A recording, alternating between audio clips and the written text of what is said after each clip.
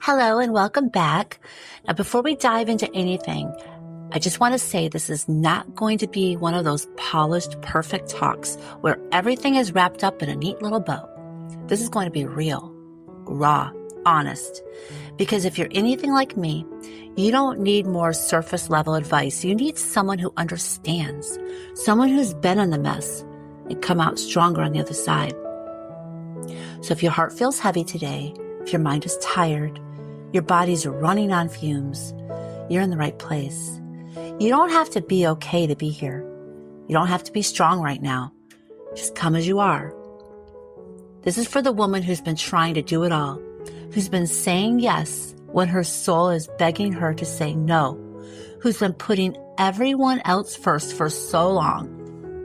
She's forgotten what it feels like to breathe without guilt. We're going to talk about people pleasing, about setting boundaries, about guilt, fear, shame, and the beauty that can rise from underneath all of it. We're going to talk about self-love, not the kind you post about, but the kind that you fight for.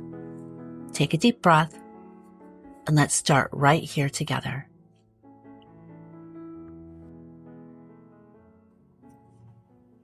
I want you to do something for me right now, and I'm serious. Don't just think about it. Actually do it. Take your hand and pat yourself on the back. Go on, pat yourself on the back. And I'm serious. Don't just think about it. Actually do it. Take your hand and pat yourself on the back. Go on. You made it to today. And I don't care what your kitchen looks like, what your laundry pile is doing, or what's going on in your head right now. You deserve to be reminded that you're doing better than you think. Sometimes we homemakers are so good at taking care of everyone else that we forget that we matter too. Today I want to talk to you like you're sitting right here with me. Because I've lived this. I know what it's like to feel like a failure. I know what it's like to try to be everything to everyone, to say yes when your heart is screaming no, to go to bed exhausted. It's to feel like you didn't do enough.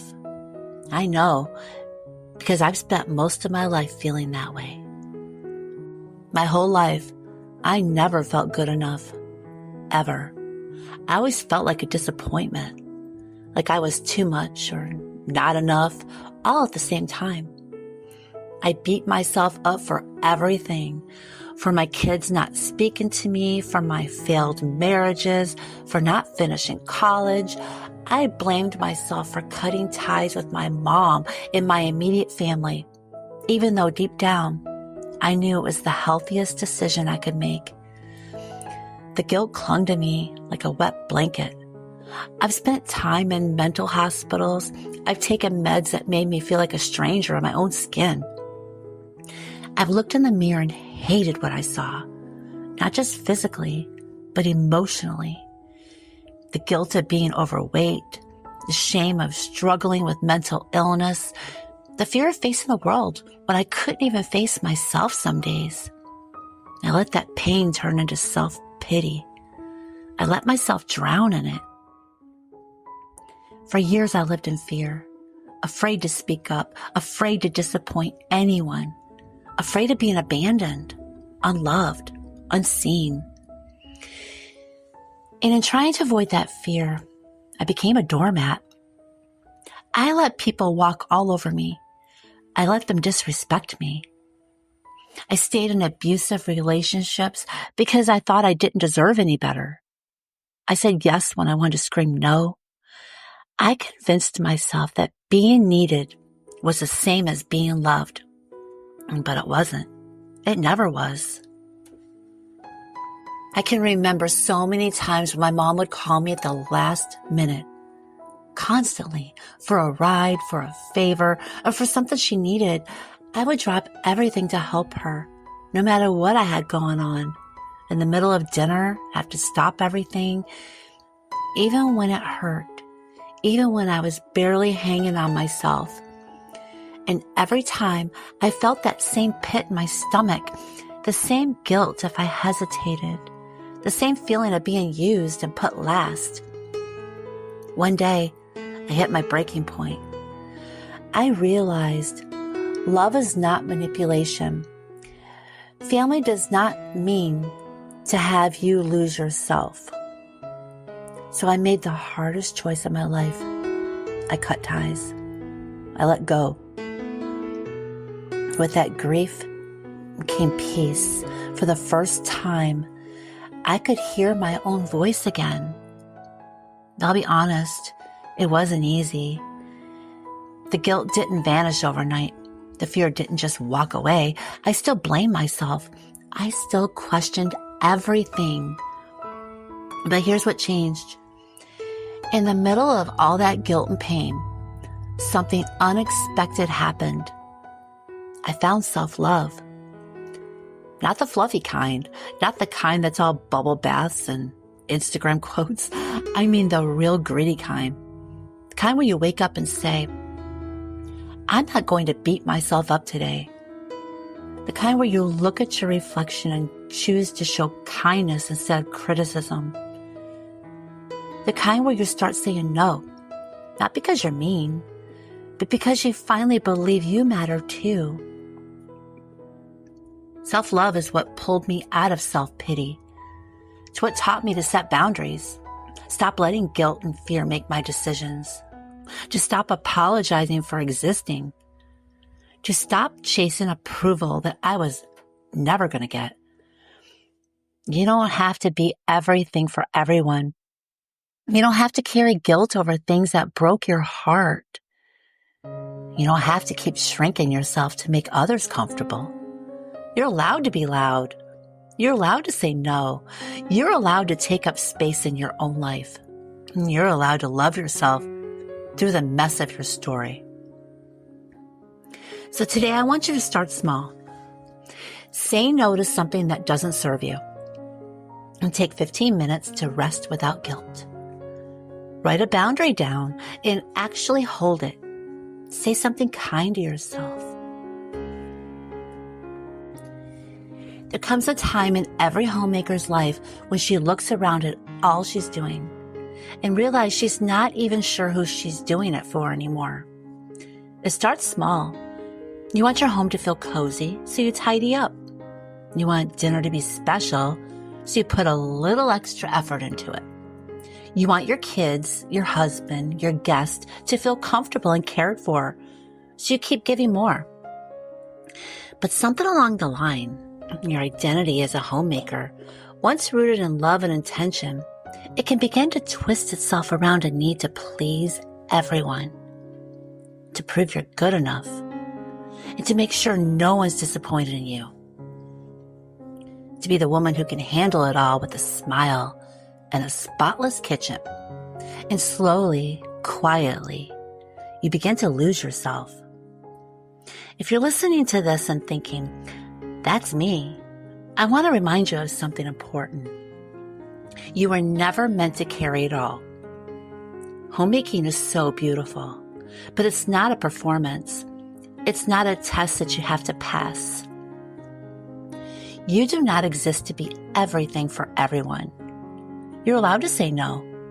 You're allowed to have needs, and you're allowed to be exactly who you are without apology.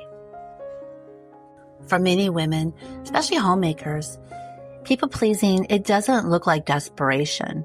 It looks like hospitality. It looks like cooking a beautiful dinner, even when you're so tired. Saying yes to watching someone else's kids when you barely have time to breathe.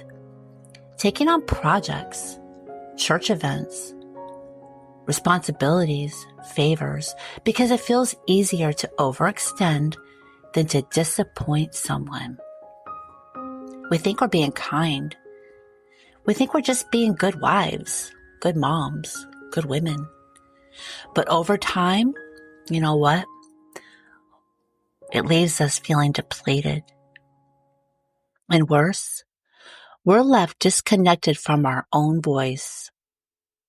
That's what people-pleasing does. It slowly drowns out your no. It convinces you that if you set a boundary, if you speak up, If you take a step back, someone's going to be upset and you're going to be the bad guy. Let me say this gently. You are not responsible for managing other people's emotions at the cost of your own well-being. You're allowed to let someone else feel disappointment if it means honoring your limits. You're allowed to say, I can't take this on right now. I need rest. This doesn't feel right for me. No. Those words don't make you less loving. They don't make you selfish. They make you honest. They make you human. And they're a necessary part of reclaiming the life you've been pouring out for everyone else. As homemakers, we create boundaries all the time for others. We enforce bedtime routines. We set house rules. We create order out of chaos. And then when it comes to setting personal boundaries, ones that protect our peace, our energy, our mental health, we often feel guilty. We think setting a boundary means building a wall, that it's unkind or cold. The boundaries aren't walls. They're doorways to freedom. Boundaries say, I love you, but I also love myself. I'm willing to show up for you, but I'm not willing to abandon myself in the process. I'm still a caring, nurturing woman, but I'm no longer available to be drained, manipulated, or stretched past my breaking point. And here's something no one tells you. The people who truly care about you will honor your boundaries. The ones who love you will respect your no. And if someone can only stay in your life on the condition that you sacrifice your peace for their comfort, it might be time to lovingly create space. It's not rejection. It's not drama. It's growth.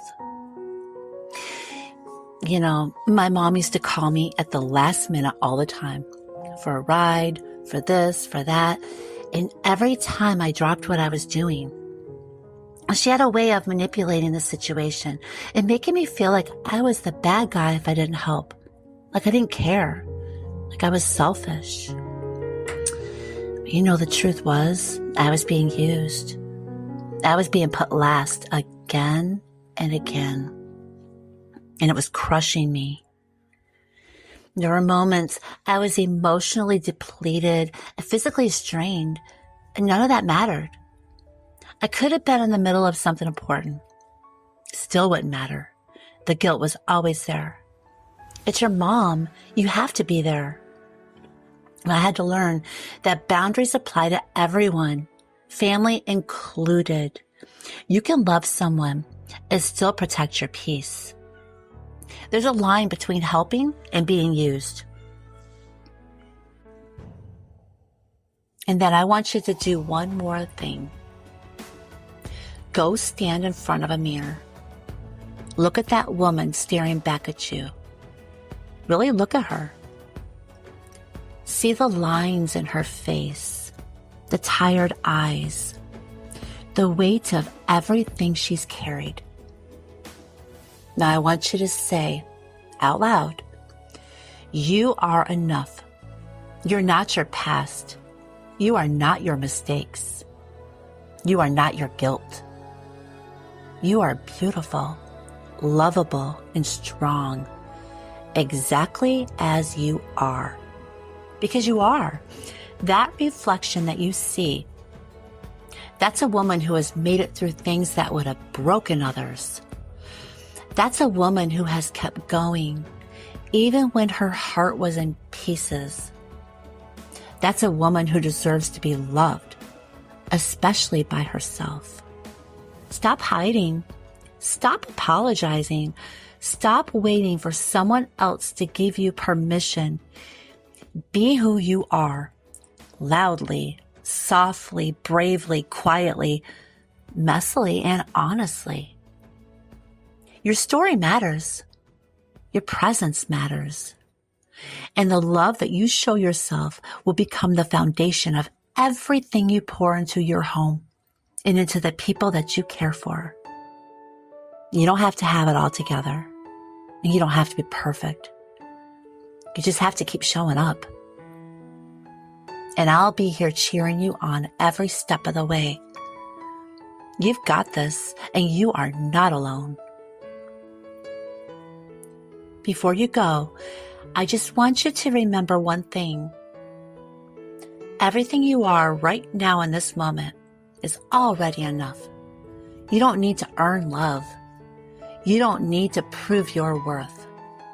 And you are not here to carry the weight of the world on your shoulders. I know it's hard.